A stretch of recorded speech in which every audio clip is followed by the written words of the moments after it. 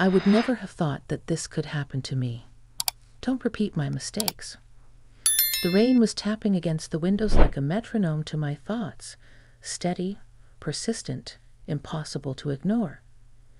I sat on the edge of the couch, knees drawn up, one hand holding a damp tissue and the other gripping the mug of tea I hadn't taken a sip of. It had gone cold a while ago. Everything felt cold. Empty. My chest ached in that dull, unbearable way that comes with disappointment so deep it feels like it's rotting something inside you. My name's Diane. I'm 52 years old, married for nearly 30 years. Or, I guess I should say I was married. I don't even know anymore. That line, that certainty, had become so blurry lately. My husband, Mark, and I had grown into strangers. The kind that pass each other in the hallway with polite silence, pretending not to notice the distance. I used to think it was just a phase, something couples go through. But this, him staying out late, coming home with excuses that didn't even sound like he believed them, this was something else. It wasn't just suspicion, it was the knowing. I knew something had changed, and I felt foolish for pretending not to notice. That night, I'd finally broken down. After dinner, if you could call that silent, reheated mess dinner, he left again. Said it was work. I didn't ask questions. I just waited until the door shut behind him, and then let it all go. The sobs came from somewhere deep. I didn't recognize my own voice. It was like I was mourning something I hadn't even lost yet, but in my heart, I already had. I hadn't realized I was making so much noise until I heard the front door creak open. Diane? The voice caught me off guard. I wiped my face quickly and looked up just as Michael stepped into the room, his hand still on the doorknob, his brows knit together in worry. Mark's younger brother. He wasn't supposed to be in town until next weekend. Or at least, that's what I remembered Mark saying. But here he was, standing in the doorway, damp from the rain, his gaze sweeping over me like he was trying to figure out what had shattered. I panicked and tried to gather myself. Michael, I didn't know you were coming. He stepped in carefully, like the room itself was fragile. I was supposed to be here tomorrow. But the drive went faster than I thought. I used my key because, well, I didn't want to wake anyone. I didn't think. He stopped, looking at me. Are you okay? That question. Those 3 words.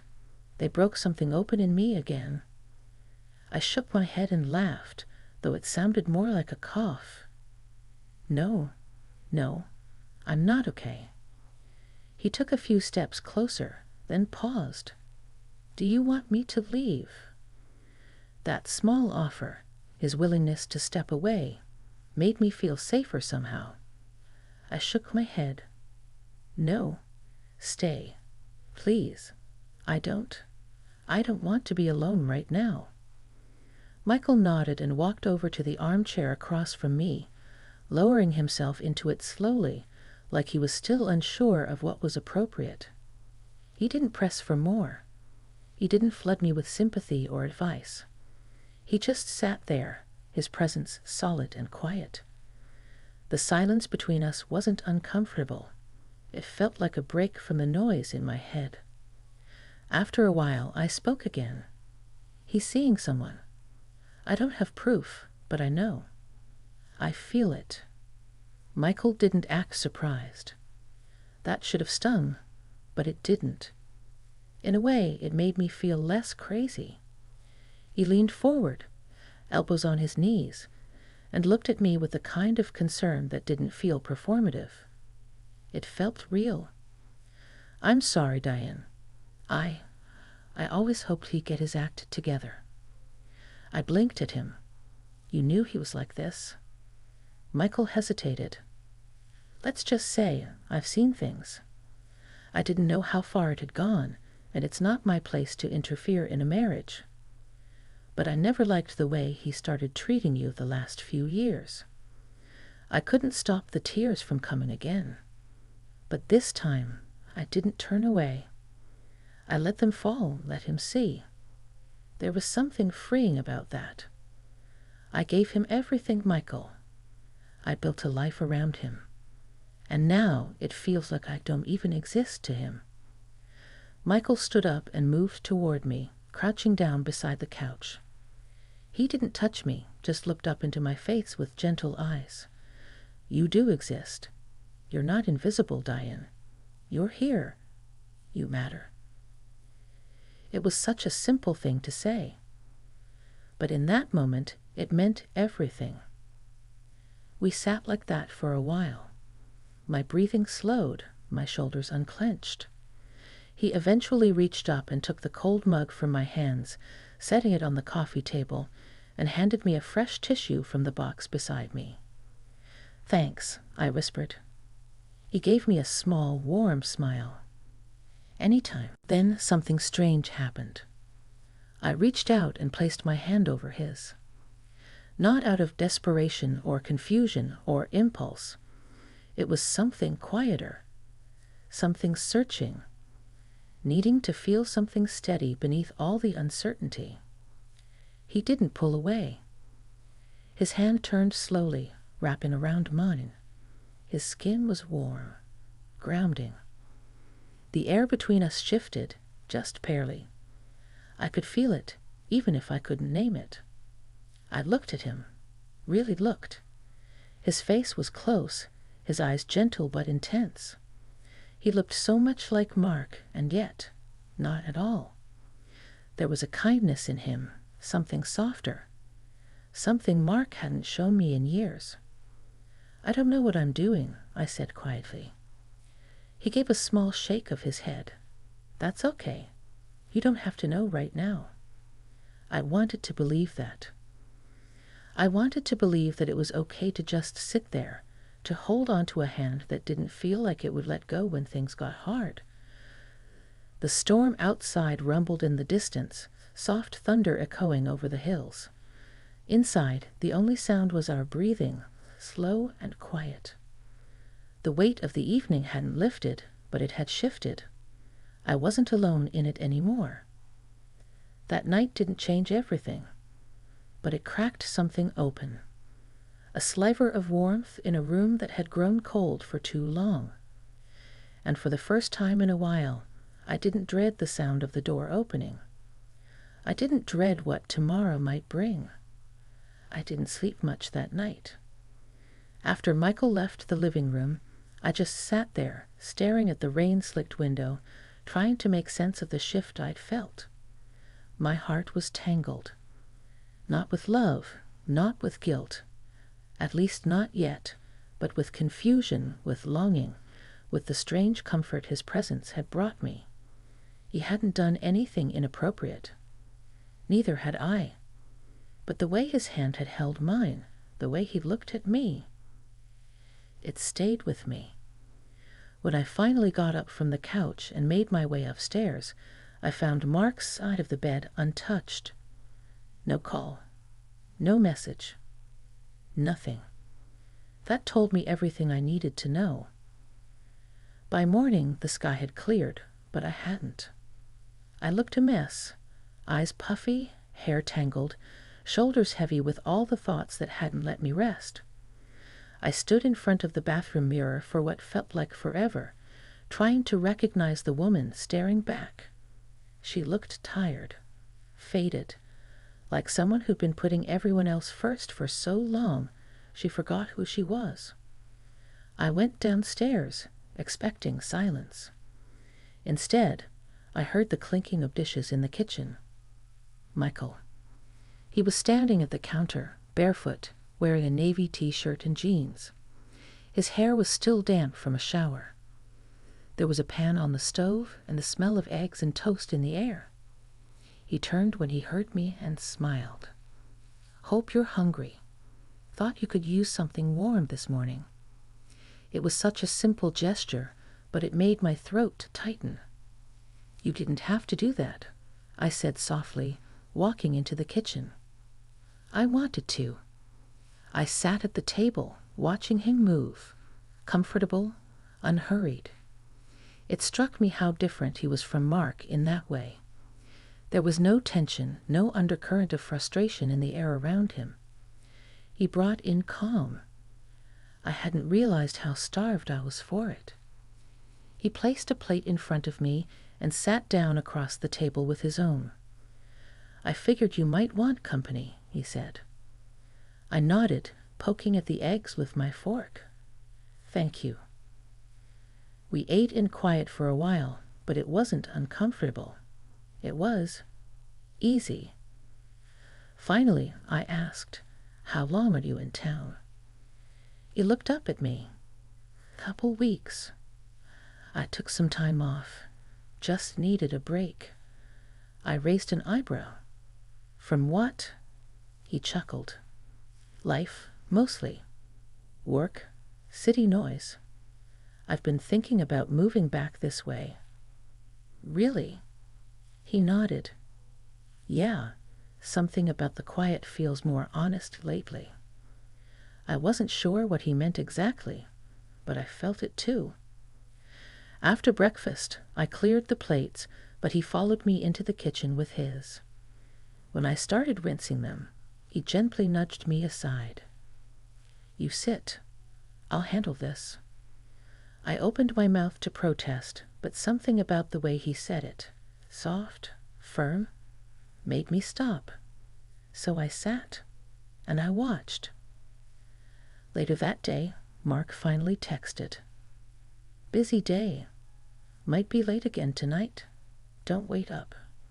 That was it. "No, how are you? No, sorry I didn't come home. No mention of Michael being in the house." Just another excuse, wrapped in silence. I didn't reply. Instead, I found myself walking out into the backyard, barefoot on the damp grass, the sun warming my skin. Michael was already out there, sitting on one of the old wooden chairs under the maple tree. He looked up as I approached and gestured to the chair beside him. "You okay?" he asked. I sat down. "I don't know." "You don't have to be." We were quiet for a while, just listening to the birds and the wind through the trees. Then I said something I hadn't said out loud to anyone. "I don't know if I'd love him anymore." Michael didn't react with shock. He just looked at me with a quiet understanding that made my voice steady even as my heart trembled. "I think I've been holding on to the idea of him, the idea of what we were supposed to be. But the truth is, I feel more like myself when he's not here." He nodded slowly. "That makes sense." "I'm scared," I admitted. "Of what?" "Of what comes next. Of starting over. Of being alone." He leaned back, gazing up at the branches above us. "Being alone doesn't have to mean being lonely." I glanced at him. "Have you ever been married?" "No," he said, turning back to me. "Came close once. She wanted a different life than I did. It hurt, but I learned a lot from it." "Like what?" He smiled faintly. "Like how to recognize when someone's already halfway gone." That hit me harder than I expected. "Do you think he's completely gone?" I asked. Michael didn't answer right away. When he did, his voice was gentle. "I think he left a while ago. He just kept the lights on, hoping he'd find his way back." I felt tears spring up again. But I didn't cry. Not this time. Instead, I reached over, without thinking, and touched his arm. He looked at me, not like a brother-in-law, not like a man who was supposed to stay in the background. He looked at me like a woman he saw, really saw. "You deserve to feel alive again, Diane," he said, "not just tolerated." His words stirred something in me, something deep and buried, something I hadn't felt in years. We sat there for what felt like hours, just being. No expectations, no pressure. But the unspoken thing between us was growing, quietly, patiently, like a seed waiting for spring.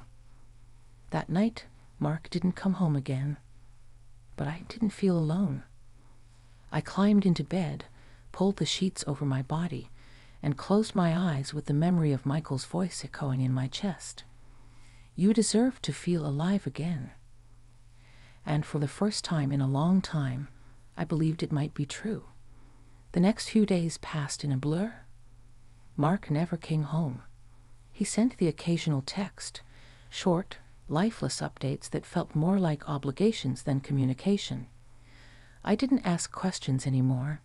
I didn't even pretend to care. Somewhere between my tears and Michael's quiet presence, something in me had shifted. The old version of myself, the woman who waited, who forgave before apologies even came, who curled herself into smaller and smaller shapes just to keep her marriage from falling apart. She was fading. In her place, someone else was beginning to emerge. Michael stayed in the guest room. He cooked breakfast every morning. He fixed the leaky faucet in the kitchen without being asked. He didn't hover, but he was always nearby. There was a rhythm to our days that felt strangely natural, like we had done this before in another life. One afternoon, I was folding laundry in the living room when he came in holding 2 mugs of coffee. "You looked like you could use this," he said, handing me one. I smiled. "You're going to spoil me." He raised an eyebrow, amused. "Maybe you deserve to be spoiled." I glanced at him over the rim of my cup. Dangerous thing to say to a woman who hasn't heard that in years. His smile softened. Then maybe someone should have said a long time ago. I looked away, but not because I didn't want to meet his gaze. It was because part of me did. There was a tension building between us, quiet and careful. Not the kind that made me anxious or guilty. It was subtler, like a song just under the surface, waiting to be heard. That evening, we took a walk around the neighborhood just as the sun was setting. The sky was awash in orange and soft lavender, the breeze gentle against our skin. We didn't talk much. It was one of those moments where silence felt like its own kind of closeness. As we turned the last corner back to the house, I said, "I keep thinking about how I ended up here. Like, where did I go wrong?" Michael stopped walking. "You didn't go wrong. You loved someone who stopped showing up for you. That's not your fault." I sighed. I just feel like I missed so many signs. I was so focused on keeping things together, I didn't realize how long it had already been broken. You were doing what most people do when they care. You hoped it would get better. We reached the front steps, but I hesitated. I didn't want to go back inside yet. The air felt too good, too alive. Michael sat down on the porch swing and patted the space beside him. I joined him, tucking my legs beneath me. "Do you remember that summer at the lake house?" I asked suddenly. "You, Mark. All of us. It must have been 15 years ago." He smiled. "Of course. You made that lemon pie that didn't set." I laughed. "It was soup." "But delicious soup," he teased. "I remember you were wearing that wide-brimmed hat and yelling at Mark for tracking sand into the cabin." "Some things never change," I said, quieter now. "He used to look at you differently back then." I turned to him. "What do you mean?" Michael hesitated, then said, "He looked at you like he knew he didn't deserve you." That stilled me. I wasn't sure what to say. I didn't want to cry again, but that ache in my chest returned, softer this time, almost like an old friend. "I wish I still felt like I was someone worth deserving," I admitted. "You are." The words came so simply, so firmly, that I couldn't ignore them. I met his eyes, and in that moment I felt the ground beneath my feet shift again. His gaze didn't look away. It held mine, steady and searching. "Diane," he said, his voice low, "can I ask you something?" "Yes. If things were different, if Mark weren't part of this, do you think we would have found each other?" The question hit me with more weight than I expected, because I asked myself the same thing in quieter ways, in silent glances and what-ifs. "I don't know," I said truthfully. "But sometimes I think, maybe we already are." The silence between us deepened, not awkward or forced, but fragile, real. He reached out and gently tucked a loose strand of hair behind my ear. His hand lingered for just a moment, warm against my cheek. I didn't pull away. "I don't want to cross a line you're not ready for," he said. "I need you to know that." "You haven't," I whispered. We sat there for a long time after that. The sky turned dark. The stars came out, one by one, quietly blinking into view. When we finally stood, I wasn't sure what tomorrow would bring. But I knew something had changed between us, and it wasn't just in the air, it was in me. Later that night, as I stood in the bathroom brushing my hair, I caught a glimpse of myself in the mirror. And for the first time in years, I saw someone who looked alive. Not because of Michael, not entirely, but because someone had looked at me like I mattered again. And I was starting to believe it. The next morning began like the others, but I wasn't the same woman anymore. I woke up early, even before the sun had risen fully, and just lay there in the soft gray light. The house was quiet, but not cold, not hollow. There was something comforting in the silence this time, something that wrapped itself around me like a warm robe. I sat up slowly, stretching, letting the stillness settle into my chest. My thoughts drifted to Michael, his touch on my cheek, the way he looked at me like I wasn't invisible, like I was still someone worth seeing. When I walked downstairs, he was already in the kitchen, back turned to me, flipping something on the stove. He was barefoot again, in a plain gray t-shirt and dark jeans. His hair was still damp, like he just showered, and the morning light cut across his shoulders through the window. "Smells good," I said softly. He turned, his face lighting up with that quiet smile I was beginning to recognize not just as kind, but as something meant only for me. "I made pancakes. Thought we could sit out back today. It's warm already." We carried our plates outside, sitting side by side under the maple tree where just days ago I had cried without knowing what I was crying for. Now I did. I had mourned something that had already been gone, and I had begun to let it go. Michael didn't push for conversation. He never did. He let the quiet work its way through us, and only when I was ready did he speak. "I heard from Mark last night," he said, glancing at me. My fork paused mid-air. "Yeah." He asked if I could stay in a hotel for the rest of my visit. Said it wasn't appropriate for me to be here alone with you. I let the bite of pancake sit on my tongue a second longer before swallowing. "Did you tell him why he doesn't get to make those decisions anymore?" Michael gave a soft chuckle, but there was tension under it. "I didn't say anything. It didn't feel worth it. But I did tell him I'd leave if that's what you wanted." I turned toward him, and it's not what I want. He met my eyes. "Then I'm right where I need to be." There was no hesitation in his voice, no apology, and I felt my chest lift with something like relief. "I don't want you to go," I said. "I've had more clarity in these last few days with you than I've had in the last 5 years. He nodded. "I'm not going anywhere." After breakfast, we cleaned up together.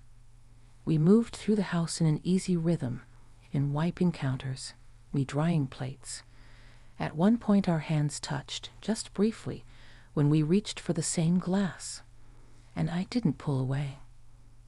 That afternoon, I sat down at the kitchen table with a pen and paper. Not a text, not an email. I needed this to be something I felt with my hands. I wrote Mark a letter. I told him I knew. Not every detail, not every lie, but enough. Enough to say I was done waiting. That I deserved more than silence, more than apologies that never came. I told him I wasn't angry anymore, just done. I didn't ask for anything. No begging, no argument. I just asked him not to come back. I sealed it and left it on the table. I didn't text him. I didn't explain, because I finally realized I didn't owe him that. When I stepped outside onto the back porch, Michael was sitting on the steps, his elbows on his knees, looking out at the garden. I walked down and stood beside him. He looked up. "You okay?" I nodded. "I will be." He patted the step next to him, and I sat. For a moment, we didn't say anything. Just watched the wind move through the trees. A pair of birds hopped along the fence, chirping. "Wrote him a letter," I said. Michael turned to me. "I told him not to come back. He didn't ask why. He didn't say I was brave or strong or anything like that. He just nodded once, slowly. Then, carefully, he reached for my hand. And this time, I didn't just let him hold it. I held back. His fingers intertwined with mine, warm and solid. I leaned into him, resting my head lightly on his shoulder. It felt natural. It felt safe. It felt like something new, waiting to begin. As the sun dipped low and the shadows grew longer on the grass, I felt the ache in my chest loosen just a little more. I didn't know what tomorrow would bring. I didn't know what we were or what we would become. But I knew this. I was no longer a woman waiting in silence. I was a woman who had found herself again. And somehow, in the most unexpected moment, in the most unexpected way, I had been seen, heard, held, by someone who wasn't supposed to walk in that night, but did, and didn't walk away.